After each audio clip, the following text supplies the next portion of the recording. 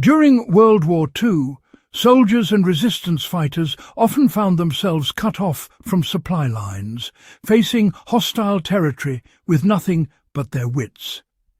In these extreme conditions, traditional food and equipment were luxuries they simply could not rely on.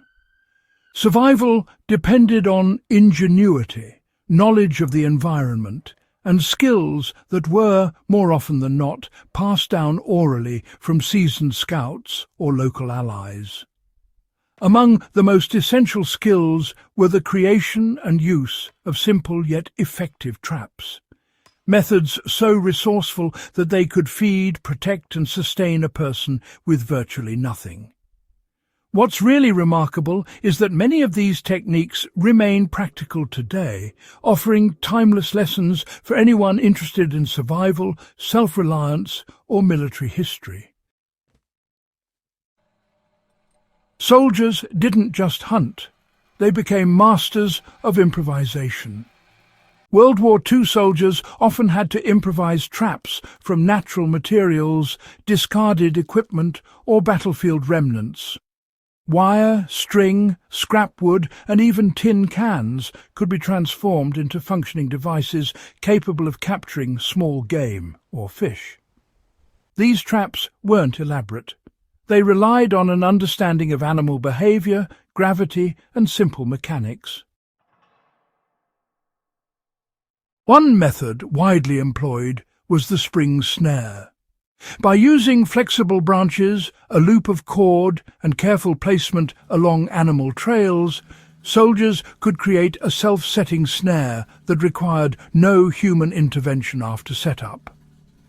Positioning was absolutely critical. The best locations were narrow paths, near water sources, or where droppings indicated frequent use.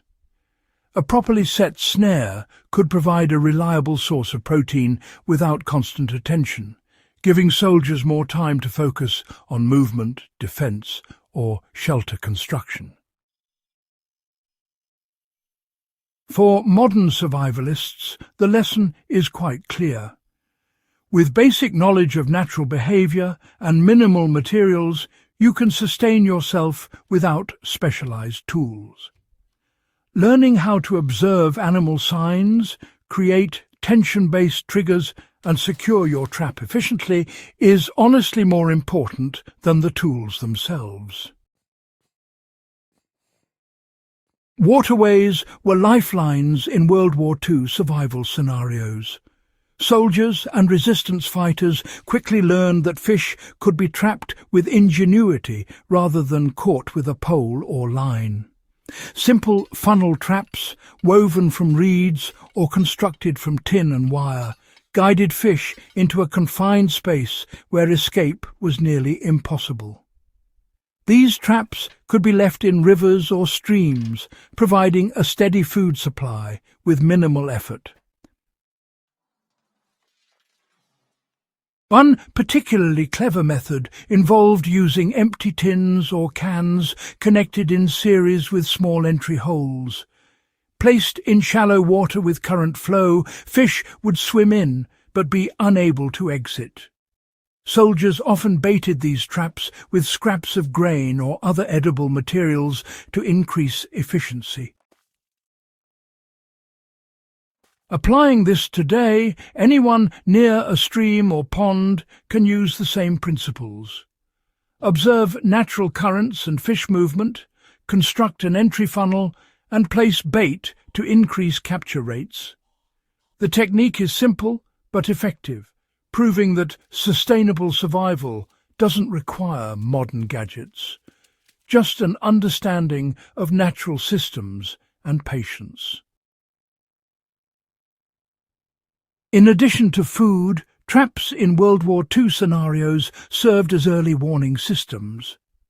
Simple tripwires could alert soldiers to intruders or animals entering a campsite. By attaching a wire to a can, tin or small noise-making object, the slightest disturbance could signal movement nearby. This dual-purpose functionality, providing both sustenance and security, was a hallmark of the resourcefulness seen in World War II field manuals and survivor accounts. Modern survivalists can benefit from this thinking by creating multi-use devices. A simple snare or tripwire can function as a food source and a security mechanism, minimizing equipment needs while maximizing efficiency.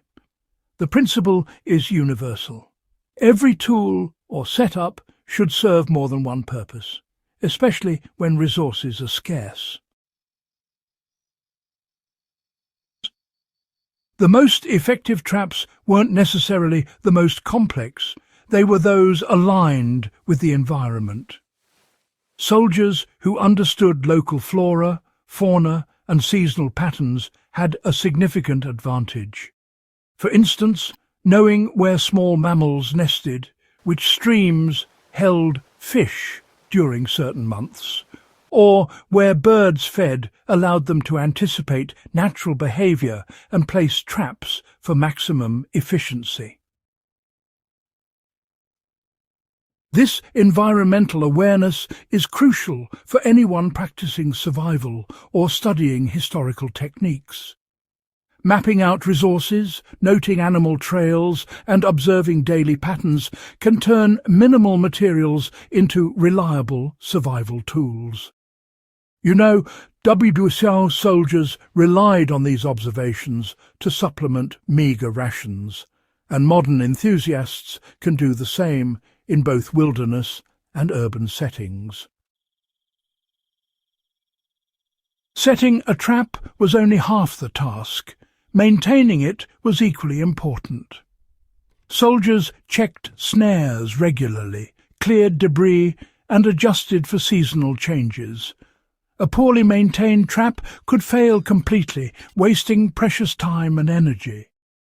The discipline of monitoring, repairing, and adjusting these systems separated the survivors from the unlucky. For today's survivalist, the same principles apply. A trap left unattended for days may lose effectiveness, while careful inspection ensures consistent returns.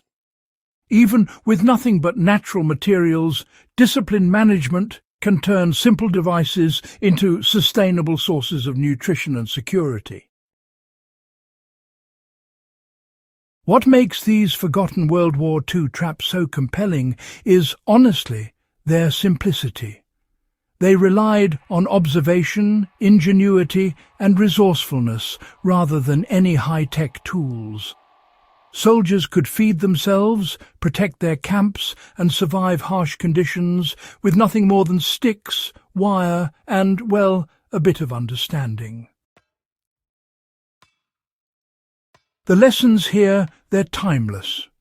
Modern preppers, survival enthusiasts, and history buffs alike can actually apply these methods today. By mastering simple snaring techniques, improvised fish traps, and tripwire alert systems, you gain not just a toolkit, but a mindset, one that turns scarcity into opportunity, resourcefulness into sustenance, and observation into survival.